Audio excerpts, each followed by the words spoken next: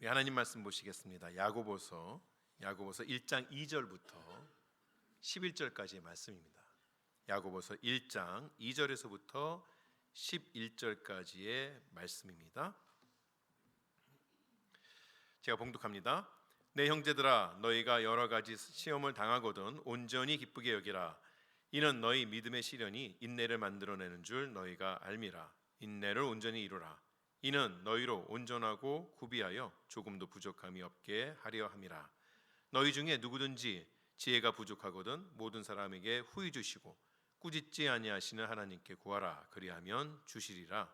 오직 믿음으로 구하고 조금도 의심하지 말라. 의심하는 자는 마치 바람에 밀려 요동하는 바다 물결 같으니 이런 사람은 무엇이든지 죽게 얻기를 생각하지 말라. 두 마음을 품어 모든 일에 정함이 없는 자로다. 낮은 형제는 자기의 높음을 자랑하고 부한 자는 자기의 낮아짐을 자랑할지니 이는 그가 풀의 꽃과 같이 지나감이라. 해가 돋고 뜨거운 바람이 불어 풀을 말리면 꽃이 떨어져 그 모양의 아름다움이 없어지나니 부한 자도 그 행하는 일에 이와 같이 세잔하리라. 아멘. 이 세상에 사는 사람들이 일반적으로 원하는 그러한 삶은 어떠한 삶일까요? 여러분의 마음의 소원에 나의 삶은 이런 삶이 되었으면 좋겠다, 그렇게 소원하는 바는 어떤 것들이 있으신가요?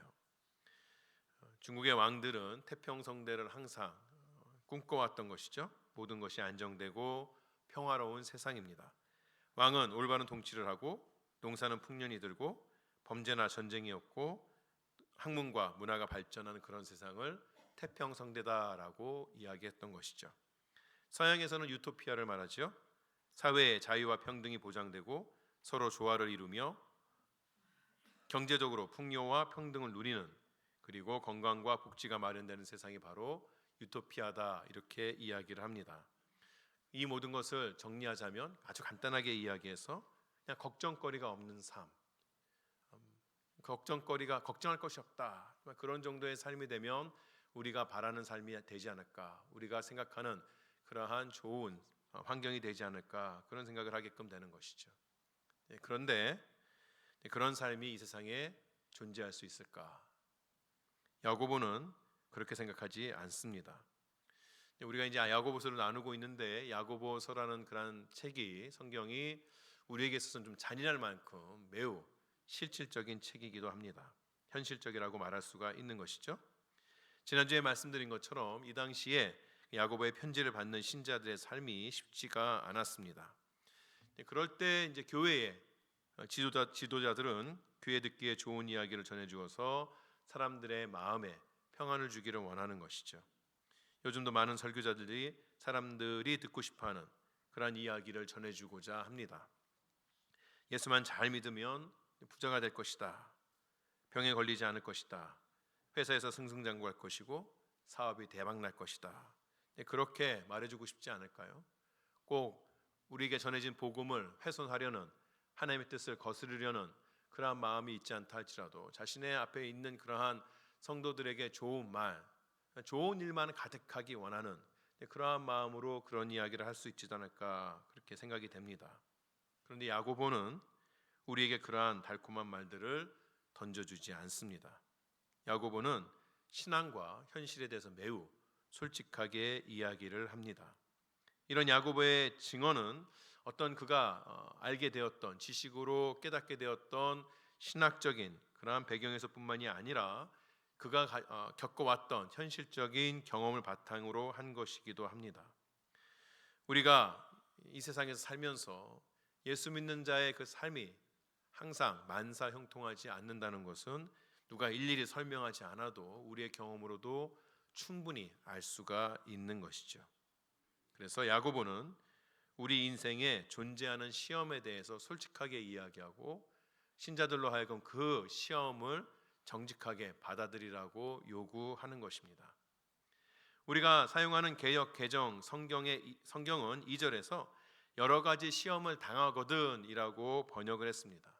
여러 가지 시험을 당하거든 이렇게 이야기하면 우리 인생에 시험을 당할 수도 있고 또 당하지 않을 수도 있겠구나, 하나의 조건처럼 느껴지는 것이죠. 근데 이런 표현은 사실 원어와는 다릅니다. 원어나 다른 성경 번역들에 있어서는 이 부분을 여러 시험을 당할 때라고 이야기합니다. 다시 말해서 시험이 없는 인생이란 이 세상에 존재하지 않는다는 것이죠. 그리고 그 시험은 여러 가지 시험입니다. 어느 한 구석에 어느 한 종류의 시험만 우리에게 닥쳐오는 것이 아니라 우리 인생에는 셀 수 없을 정도로 여러 가지 방면에 있어서 시험들이 계속해서 밀려온다는 것이죠. 그것이 우리 모두가 살고 있는 사회의 세상 인생의 현실이라는 것이에요. 신자가 인생에서 여러 가지 시험을 당할 때 보여야 하는 마땅한 반응을 야고보는 기쁘게 여기는 것이라고 말합니다. 야고보는 우리가 당하는 시험이 기쁜 것이라고 말하지 않습니다. 우리에게 닥쳐오는 시험과 환난이라는 것은 어려운 것이죠.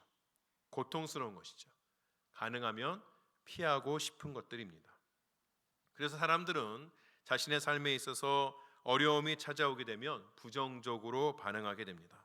불평과 불만을 쏟아내게 되고 그러한 상황에 대해서 분노하게 되고 신의 존재에 대해서 의심하게 됩니다.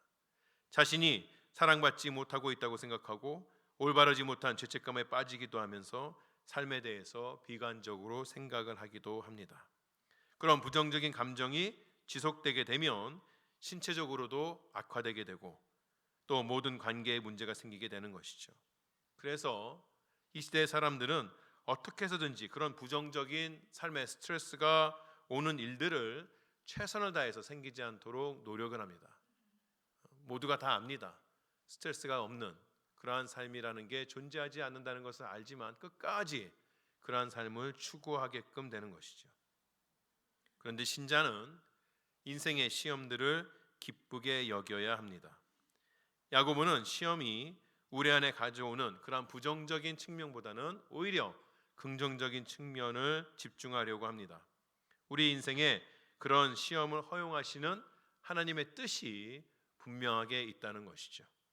그렇다면 그 하나님의 뜻이란 것이 무엇일까요? 첫 번째, 시험은 우리 믿음이 어떤 모습인지 우리에게 알려줍니다.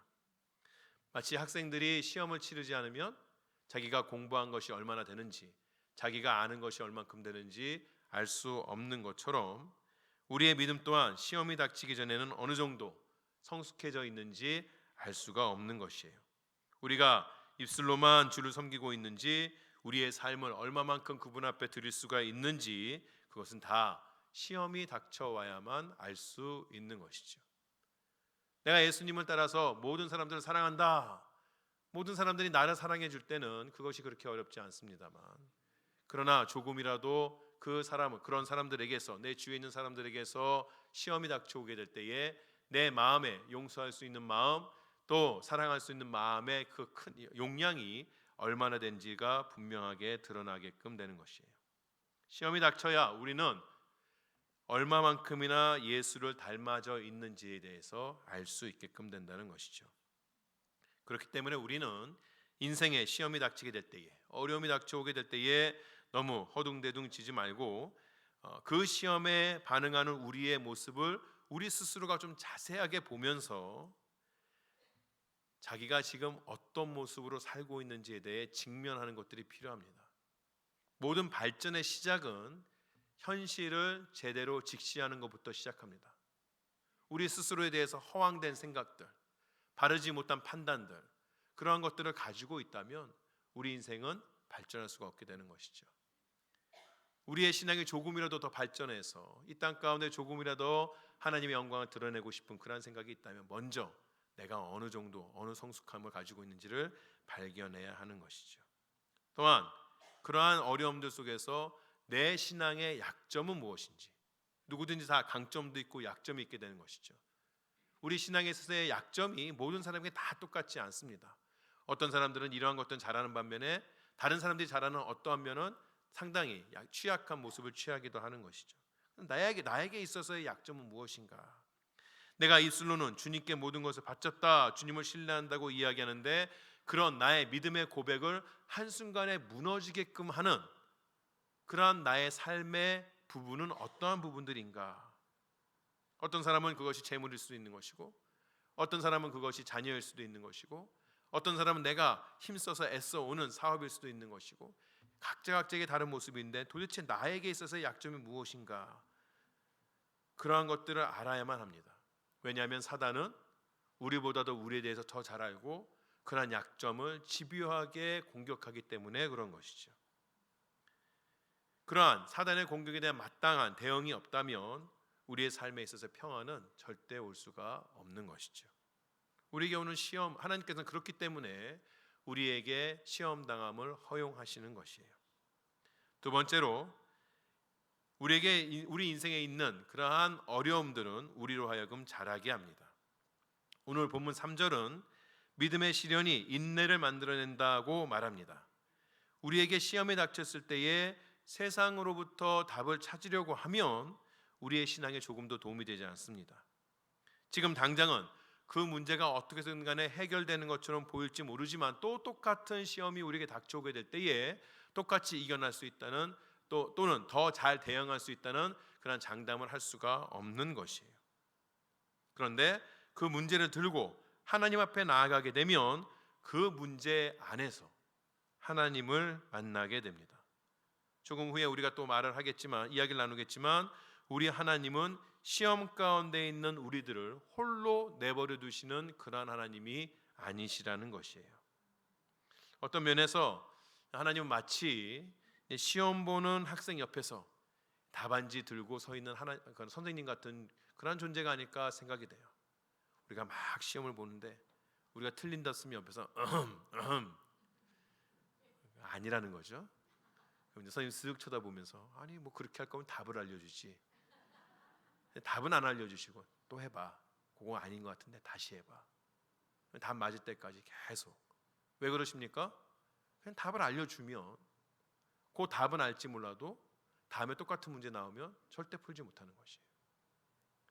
틀린 거는 알려주지만 그것을 깨달을 수 있도록 인도해 가시는 그러한 시험을 허용하시는 분이 우리 하나님이시다, 그런 생각이 드는 것이죠. 그런 것들을 반복해가면서, 그런 시험들을 반복해가면서 우리 마음에 하나님에 대한 더 큰 믿음이 생기게 되고 인내라는 능력이 우리의 성품 안에서 자라게 되는 것이에요.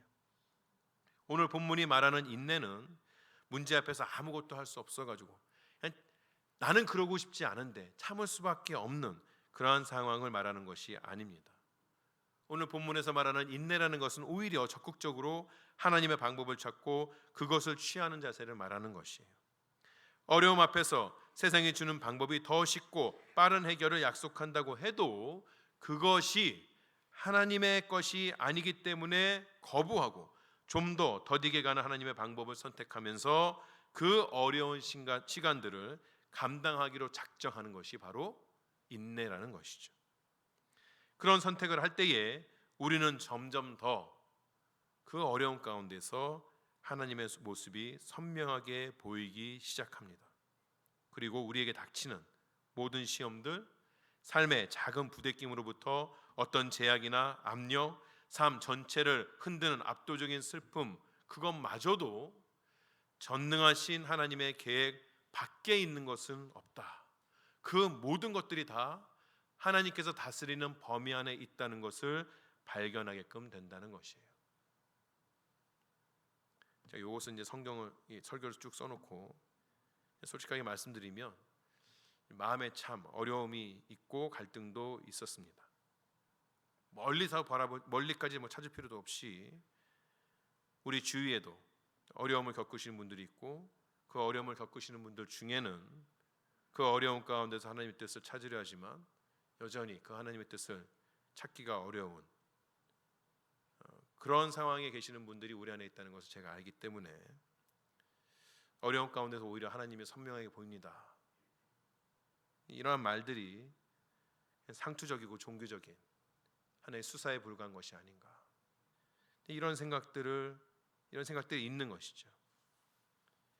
어떻게 보면 제 마음 가운데 불신이 찾아왔다. 성경은 그렇게 써 있지만, 그러나 내가 예배 가운데서 말할 때에 하나님 말씀이다라고 선포할 때에 정말 그것이 그렇게 이루어지겠는가? 그렇게 이루어진다면 왜 아직까지도 우리 가운데는 그렇게 삶의 어려움에 대해서 대답을 찾지 못하는 사람들이 있을까? 그러한 마음에 갈등이 저 스스로에게 있었던 것이죠. 그런데 지금 성도들에게 하나님의 말씀을 전하는 야고보는 실제로 큰 어려움을 겪고 있었던 사람입니다.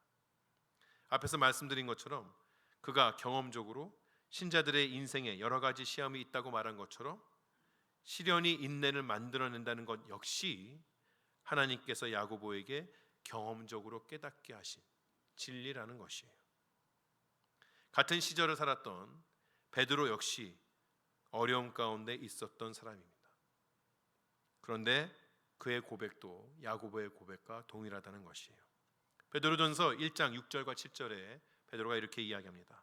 그러므로 너희가 이제 여러 가지 시험으로 말미암아 잠깐 근심하게 되지 않을 수 없으나 오히려 크게 기뻐하는도다. 너희 믿음의 확실함은 불로 연단하여도 없어질 금보다 더 귀하여 예수 그리스도께서 나타나실 때에 칭찬과 영광과 존귀를 얻게 될 것이니라. 베드로 역시 닥쳐오는 시험 때문에 잠시 동안은 근심할 수밖에 없다고 인정하는 것이죠.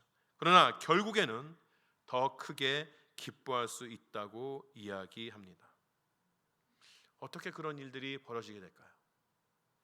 몇 년 전에 인터넷상에서 한국의 유명인들의 발을 찍은 사진이 유행하던 때가 있었습니다. 두 개의 발이 이제 모여지게 되는데 여러분 보시기에 왼쪽은 유명한 축구 선수 박지성 선수의 발이고 오른쪽은 세계적인 발레리나인 강수진 씨의 발입니다. 보기에 참 흉측하다라고 이야기할 수도 있겠죠. 근데 저렇게 될 때까지 그냥 사진으로 보는 것만으로도 정말 아프겠다 생각이 드는데 저런 고통을 감수하면서까지 왜 그들은 그런 인생을 살아내야 했을까요? 우리가 우리에게 닥쳐진 어려움을 기뻐할 수 있는 이유는 그 안에서 우리가 하나님께 집중하면서 성숙해져 있는 그 이유뿐만 아니라 그러한 인내 이후에 나에게 주어질 보상에 대한 가치를 알기 때문에 그런 것이에요. 수많은 운동선수가 고통을 감내하면서 계속해서 노력하고 또 노력하는 것은 결국에는 내 머리 위에 면류관이 씌워질 것을 기대하기 때문에 그런 것이죠. 하나님께 집중하면서 그 어려움을 이겨나갈 때에 우리에게 주어질 칭찬과 영광과 존귀는 그 어떤 것과도 비교할 수 없을 정도이기 때문에 우리는 인내할 수 있다는 것이에요. 그것을 고난 가운데 있었던 야고보도 베드로도 경험으로 알았던 것이에요. 그런 보상은 천국에서 예수님을 다시 만날 때에 완벽하게 이루어질 수 있겠지만 그러나 이 세상을 사는 그 과정 중에 있는 우리에게도 주어지는 것입니다. 우리는 인내하며 이겨나가는 동안에 우리가 더욱 예수를 닮아가며 그와 함께 기쁨과 평안을 누리는 우리 자신의 모습을 발견할 수가 있다는 것이에요. 오늘 베드로전서 1장 말씀에서 우리는 불로 연단하여지는 자라 이렇게 이야기합니다. 금을 캤습니다. 금을 캐면 우리가 금괴를 딱 가지는 것처럼 온전한 모습으로 우리에게 주어진 것이 아니죠. 이만한 돌덩이에 섞인 금부치들이 주어진 것이죠. 그것을 뜨거운 물에 넣어서 금을 녹이고 다시 연단하고 또 재련하고 이러한 과정들을 통하여서 금이 나오게 되는데 이 땅 가운데서 그러한 연단을 받는 우리 스스로에게 있어서 점점 더 불순물들이 빠져지게 되고 아름다운 모습들이 갖춰지게 되는 것들을 발견하게 된다는 것이죠. 이것이 하나님께서 우리가 사는 동안에 우리의 인생 가운데 어려움을 허용하시는 그러한 이유라고 말할 수 있습니다. 여러분의 삶에도 그런 연단을 통하여서 성숙함과 기쁨이 넘치기를 축원합니다. 이제 우리는 우리 인생의 시험들이 우리에게 주는 의미가 무엇인지를 알게 된 것이에요. 우리는 어려움이 와도 인내하겠다고 작정할 수가 있는 것이죠. 근데 문제는 시험을 기쁘게 여기면서 인내를 이루는 것이 마음의 작정으로만은 되지가 않는다는 것이에요. 우리가 어릴 때에 시험 못 보고 오면 부모님들이 한 말씀 하시죠. 너는 도대체 공부를 하는 거냐 안 하는 거냐? 너는 도대체 시험을 잘 보고는 그런 마음이나 있는 거냐? 여러분의 얼굴을 보니 워낙 공부들을 잘하셔서 이전에 그런 말을 들어본 적이 없다. 저는 많이 들었어요. 저는 공부하는데요. 네가 무슨 공부를 하냐? 공부를 하는데 왜 이거밖에 안 나오냐? 넌 마음, 아니 정신 상태가 글러먹었다. 그럼 하도 억울해서 한마디 하죠. 저도 공부 잘하고 싶어요. 저도 시험 잘 보고 싶어요. 문제는 뭐예요? 공부를 잘하고 싶은, 시험을 잘 보고 싶은 마음만으로 시험을 잘 보게 되는 것은 아니라는 거예요. 다 시험 잘 보고 싶어 합니다. 오죽하면 연필을 굴려서까지 정답을 찾으려 하겠어요? 근데 그런다고 시험 잘 보는 게 아니에요. 마찬가지예요. 우리가 우리 인생 가운데 있는 그 어려움들을 이기고자 하는 마음은 작정하고 내가 주님만 닮아가겠습니다. 아무리 이야기를 해도 그게 그렇게 쉬운 것이 아닙니다. 그럼 어떻게 하면 되겠는가? 그 시험을 이길 수 있을 만한 능력이 우리에게 있는 것이 아니라 하나님으로부터 오는 것임을 인정하고 그렇기 때문에 하나님 앞에 매달려야 하는 것이에요. 아니 아는 것도 없고 할 수 있는 것도 없고 그렇다고 나아지지도 않는 우리의 자아를 붙들고 내가 오늘 하나님 앞에 열심히 살겠습니다 아무리 해봐야 조금 나아가는 것처럼 보이지만 일보 전진하는 것처럼 보이지만 일복이 아니라 일보 한 발 전진하는 것처럼 보이지만 그 다음 날 가면 두 발 후퇴하는 우리 자신을 보면서 날마다 인생의 어려움만 있다는 것이죠. 그래서 우리는 하나님을 붙들어야 합니다. 하나님께서 우리에게 그분의 능력과 지혜를 부어주시지 않는다면 우리 작정과 의지는 아무 의미가 없는 것이에요.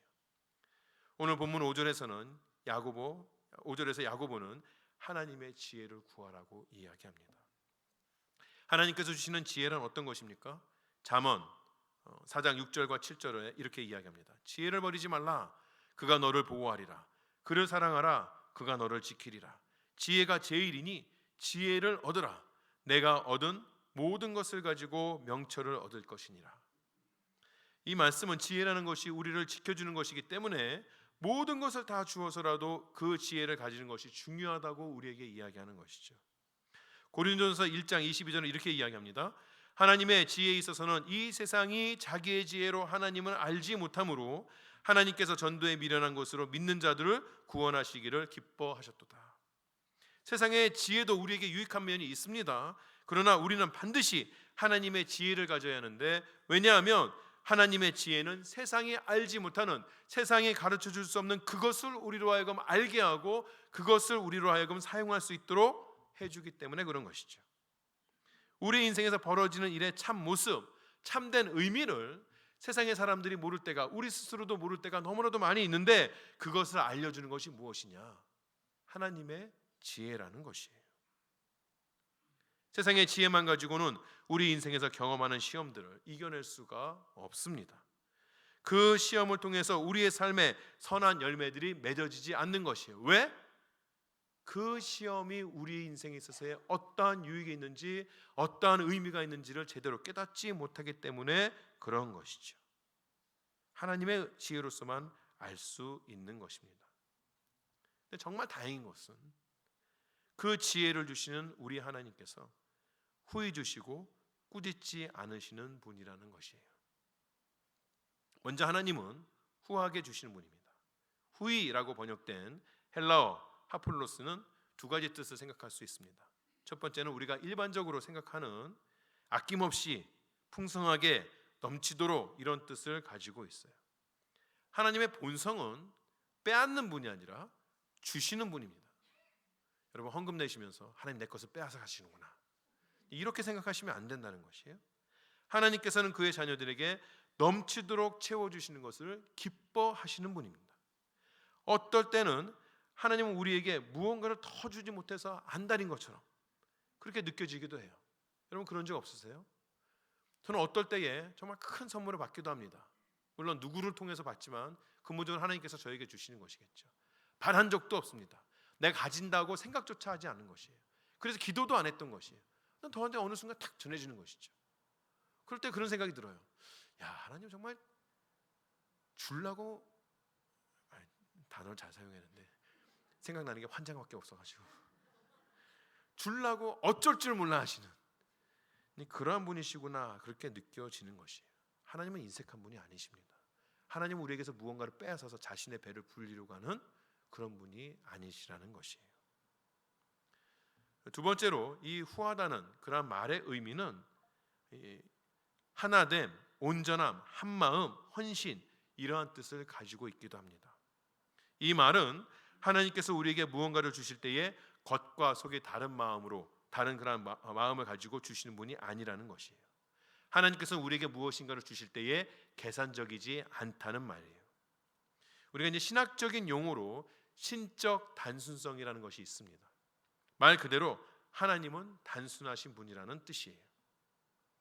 여러분, 만약에 어떤 사람이 여러분에게 당신 정말 단순해 라고 이야기하면 칭찬처럼 들리세요? 욕처럼 들리세요? 칭찬처럼 들리세요? 당연히 단순한 인간이야. 별로 그렇게 단순하지 않죠.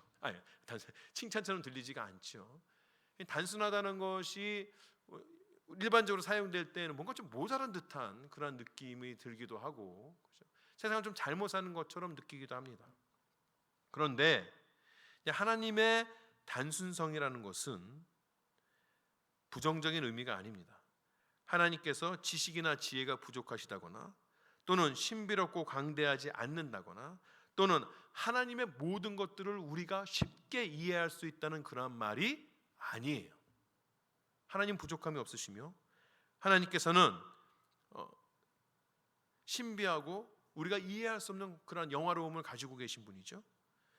하나님께서 단순하신 것은 하나님의 존재와 그가 가진 소유가 완벽해서 이렇게 저렇게 생각해 볼 필요가 없다는 것입니다. 하나님의 단순하다는 것은 두 갈래로 갈려져 있지 않다는 뜻이에요. 이렇게 하나님께서는 단순하신 분 또는 온전하신 분이기 때문에 그가 우리에게 무언가를 주실 때에 어느 한 조각을 주거나 일부만 주시는 분이 아니라 전부를 주시는 분이라는 것을 말하는 것이에요. 조금 주시고 우리가 하는 거 봐서 조금 더 주시고 이런 분이 아니라는 것이죠. 꾸짖지 않으신다는 것도 같은 맥락에서 이해할 수 있습니다. 하나님은 주시기를 기뻐하시고 늘 온전하게 우리를 대하시는 분이기 때문에 우리가 하나님께서 주신 그 모든 것을 다 쓰고 다시 하나님 앞에 가서 하나님 더 주셔야 되라고 말할 때에, 야, 내가 이전에 준 건 다 어떻게 했니? 내가 여태까지 너한테 가르쳐 준 건 다 어디 가서 잊어버렸니? 이렇게 말씀하시는 분이 아니라 다시금 우리에게 새 옷을 입히시고 우리를 위한 잔치를 베푸시는 분이라는 것이에요. 하나님께서 우리에게 지혜를 주실 때에 그렇게 온전함으로 완전함으로 우리를 대하여 주실 때에, 한 마음으로 우리에게 대하여 주실 때에 그 하나님으로부터 오는 것을 우리는 역시 온전한 마음으로 받을 수가 있어야 합니다.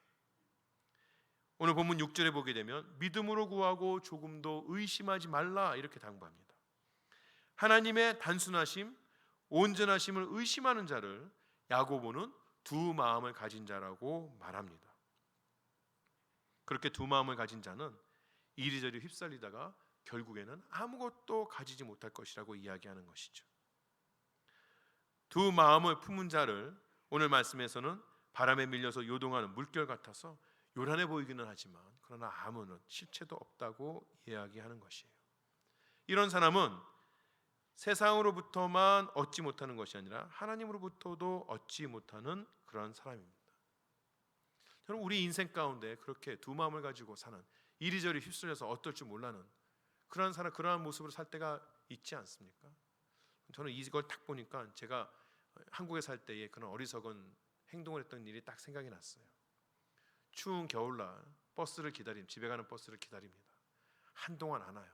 버스 정류장에 사람들이 계속 차기 시작하죠. 이렇게 사람이 많으니 버스 와도 만원 버스 타겠구나. 아니나 다른가요? 저쪽에서 그 버스가 옵니다. 근데 이미 10,000원이 돼 있어요. 이 정류장만 그랬겠습니까? 10,000원 때문에 떼스가 와서 야, 저걸 어떻게 타지? 탈 수나 있을까? 그런 생각을 하는 순간에 그 뒤에 똑같은 번호를 가진 빈 버스가 오는 것이에요. 두 대가 한꺼번에 붙어오다 보니 앞에 있는 버스는 차 있고 뒤에 있는 것은 안 차 있는 거죠. 잘 됐다. 그 버스를 향해서 달려가기 시작하는데 저만 달려가는 것이 아니라 많은 사람이 다 달려가는 거죠. 달리기가 느린 저는 이미 그 가까이 갔을 때에 뒤에 있는 버스가 다 차 있는 것을 발견하게 됩니다. 그럴 때 명석한 저는 어떤 생각을 가지게 되죠? 여기 있는 사람들이 다 저 차를 탔으니 앞에 있는 차는 상대적으로 덜 붐비겠구나. 그래서 방향을 돌려서 앞에 있는 차를 다시 뛰어가는데 갑자기 앞에 있는 차가 문이 닫히면서 떠나버리는 거죠. 앞불싸 그 다시 돌렸더니 뒤에 있는 차도 문이 닫히면서 떠나버리는 거죠. 저는 어떻게 되죠? 혼자 정류장에 남게 되는 거죠. 이런 된장. 우스갯소리지만 그런 두 마음을 품는 것 결국에는 아무것도 가지지 못합니다. 우리를 단순하게 온전함으로 대하시며 아낌없이 주시는 하나님은 우리가 하나님을 대할 때도 같은 마음, 온전한 마음, 단순한 마음으로 하나님을 대하기를 원하시는 것이에요. 본문 6절에 나오는 의심이라는 단어인 그 헬라어 디아크리노라는 그런 단어는 사이에라는 뜻을 가진 디아와 분리시키다라는 뜻을 가진 크리노라는 그 두 단어가 합쳐진 말입니다. 다시 말해서 오늘 본문에 나오는 의심이란 두 마음으로 나누어진 것을 말하는 것이에요. 두 마음을 가진 사람은 어디에도 전심전력을 할 수 없고 어디에도 충성할 수가 없기 때문에 무엇도 이룰 수가 없는 사람이 되고 맙니다. 예수님께서도 이것에 대해서는 분명하게 말씀해 주셨어요. 마태복음 6장 24절에 이렇게 말씀하시죠. 한 사람이 두 주인을 섬기지 못할 것이니 혹 이를 미워하고 저를 사랑하거나 혹 이를 중히 여기고 저를 경히 여김이라. 너희가 하나님과 재물을 겸하여 섬기지 못하리라. 우리 인생의 어려움이 닥쳤을 때에 하나님과 세상 사이에 양다리를 걸치고서 그냥 어느 것 하나라도 걸려라. 하나님 내 뜻을 들어주시든지 아니면 세상에 내 배를 채워주시든지 어느 것 하나로 걸려라 라는 그런 생각으로 살아가는 것이 어떻게 보면 더 지혜롭게 보이지만 그러나 그것은 어느 것도 이룰 수 없는 어리석은 선택에 불과한 것이에요. 오직 모든 문제와 어려움을 위에 계신 하나님께 집중할 때에 드릴 때에 오직 그분을 신뢰함으로 그분의 말씀에 충성되게 살아갈 때에 우리는 비로소 우리의 삶을 제대로 살아갈 수가 있다는 것이에요. 오늘 본문은 9절에서부터 11절까지 내용을 통해서 이러한 오늘 우리가 보았던 내용들에 대한 짧은 적용에 대해서 이야기합니다. 세상에는 낮은 자도 있고 부한 자도 있습니다. 여기서 이제 낮은 것이라는 것은 뒤에 부자라는 그런 의미와 비교해 볼 때에 상대적으로 물질에 그냥 가난함이 있는 그러한 자라고 이야기할 수가 있겠죠. 그들이 처해 있는 상황은 매우 다릅니다. 그러나 그 둘에게 하나님께서 요구하시는 것은 사실 같아요. 온전한 하나님만 바라보라는 것이에요. 낮은 자가 자신의 처지를 한탄하면서 불만과 한탄 속에 살아가는 것, 그리고 부자가 자신의 가진 것을 자랑하면서 스스로 높이는 것, 둘 다 한 마음입니다. 똑같은 의미가, 똑같은 동기가 있습니다. 둘 다 하나님에게만 충성하지 않고 하나님과 재물 사이에 두 마음을 가지고 살고 있기 때문에 가지지 못한 자는 자신의 처지에서 한탄하고 부한 자는 자신이 가진 것을 자신 인생의 중심으로 삼고 살아간다는 것이에요. 낮은 자는 그에게 금과 은이 없어도 예수의 이름이 있는 것을 자랑할 수가 있어야 합니다. 세상의 기준에는 쓸모없어 보이는 그를 천국 잔치에 초청하시는 존귀한 자로 삼아주신 하나님의 은혜를 자랑할 수가 있어야 하는 것이에요. 부자는 많은 것을 가졌으나 그것에 취해서 자기의 본 모습을 보지 못하는 그 어리석음에서 벗어나 자신 또한 죄인인 것을 보게끔 하여 주는, 그 죄인을 용서하여 주시는 그리스도가 자신을 붙들고 있음을 자랑할 수가 있어야 하는 것이죠. 하나님의 크신 은혜 앞에서 자신이 가진 것이 얼마나 허망한 것인지를 인정하고 하나님 앞에서 낮아질 수 있음을 자랑할 수가 있어야 한다는 것이에요. 결국 가난한 자나 부자에게나 하나님께서 요구하신 것은 같다는 것이죠. 자신의 처지에서 하나님으로 인해 기뻐하고 하나님만을 자랑하라는 것입니다. 그것이 자신에게 주어진 인생의 기쁨과 평안을 유지하는 유일한 길이라는 것이에요. 사랑하는 세미한 성도 여러분, 오늘 하나님께서 우리에게 말씀하신 것이 무엇입니까? 지난주와 같습니다. 우리에게 온전함을 가지라는 것이에요. 나누어진 마음으로 하나님 앞에 서지 말고 온전한 마음으로 하나님 앞에 서라는 것이죠. 겉과 속, 교회 안과 교회 밖에 다른 모습으로 살아갈 것이 아니라 한결같은 마음으로 하나님 앞에 설 수 있어야 합니다. 조금 더 가졌다고 그것에 취하거나 조금 더 가지지 못했다고 세상을 원망할 것이 아니라 언제나 하나님께 주시는 지혜를 통하여서 우리 삶의 참된 의미와 그 과정들을 이해할 수 있어야 하고, 그리고 그 가운데에서 인내하고 살아가는 모습이 우리에게 필요한 것이죠. 여러분의 삶이 복되기를 원하십니까? 여러분의 삶에 기쁨과 평안이 늘 함께 하시길 원합니까? 그렇다면 하나님을 향한 온전한 마음으로 오늘 우리의 삶에 여전히 어려움들이 존재하지만 그것 가운데서 인내하면서 우리들에게 후히 주시고 꾸짖지 아니하시는 그 하나님께서 채워주실 걸 믿고 믿음의 발걸음을 떼어 나아가는 여러분 되시기 바랍니다. 기도하시겠습니다.